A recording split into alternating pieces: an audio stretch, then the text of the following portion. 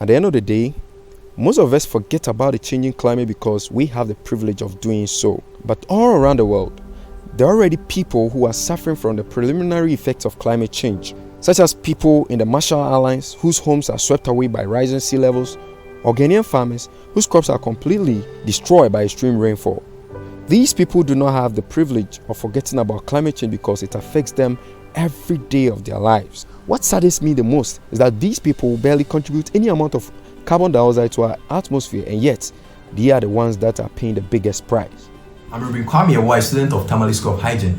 I'm so pleased to be part of this celebration of Earth Day video competition. Climate change, in simple terms, means the rise in the Earth's climate temperature when there is an increase in temperature which results in different weather patterns. And this affects a country one way or the other. 3 ways in which Ghana can become leader in addressing climate change. 1. By the creation of eco-parks. The creation of eco-parks will help the country to plant more trees in less than a year. We are experiencing a lot of heat not only in Accra, but also in other cities like Kumasi, Sunyani, Techiman, Tamale, and various parts of the country. Ghana's rapid urbanization is adding to the volume of greenhouse gases being pumped into the atmosphere locally. The creation of eco-parks will help Ghana to build millions of trees in less than a year.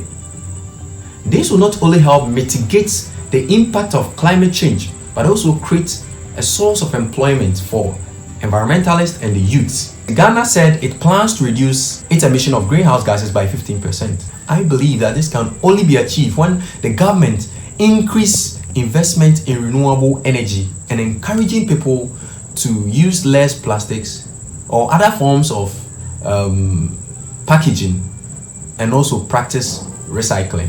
Every Ghanaian can get involved in the solution by trying to limit electricity usage, because electricity production is the largest emitter of greenhouse gases of any industry in the country. But for me, turning off the lights and unplugging electronics cannot just be enough.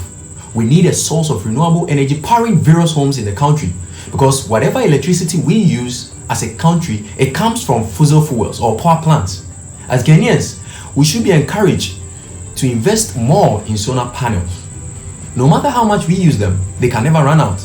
And this shows how cool renewable energy is. Solar panel, for example, until the sun burns out in 5 billion years, solar panel is still useful, and that means that we have 5 billion years of electricity and energy waiting for us in the sky. But the sad reality is that our world runs on these fossil fuels, and the emission from them are polluting our skies. Let's talk of the emission from my school, Tamale School of Hygiene. For example, we use about 1 million kilowatts of electricity annually. That is about enough electricity to power over 1,000 homes for a year, and the carbon emissions are equivalent to burning 1 million pounds of coal. And unfortunately, we do not have the initiatives and measures on this campus to work towards a sustainable future. But think of the carbon footprints of all the high schools, colleges, and universities around the country. What if these places could be powered by renewable energies? Imagine the impact that will have on both the environment and on the minds of students around the country. But before we can install panels on schools around the country, the national mindset surrounding global climate change needs to be repaired. Ghana is a sunshine country.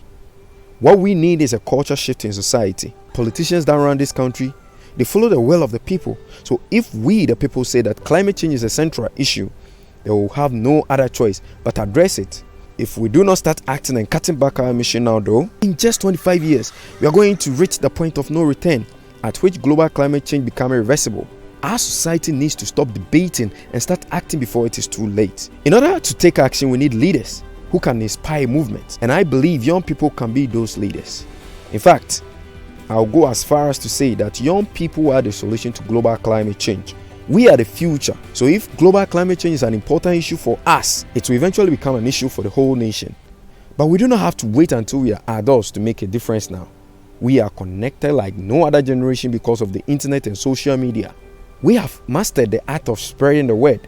Now, imagine if you took that level of connectivity and combine it with the credibility of scientific data. That right there is a powerhouse for change. So I urge you to go out in your community and take all the scientific research we have and educate those who do not understand the severity of the situation. Get involved in sustainability projects or start those projects yourselves. Enough is enough with the political rhetoric. our generation of young people needs to start taking responsibility of the world that will soon inherit, and make sure that the generation to come have a safe world to live in 100, in 200, and 300 years. I want people to still be able to see the beautiful sky that I see today. The third point, creation and enforcement of environmental laws. The government of Ghana must put in place environmental laws that checks on people who engage in illegal environmental activities such as galamsey, deforestation, sand running, among others. If these people are taken on by the government, it will instill fear in them so as to not engage in such illegal activities. And this will protect our beloved climate. I believe that if Ghana is able to follow these 3 steps, this will help Ghana as a country to become leader in addressing climate change.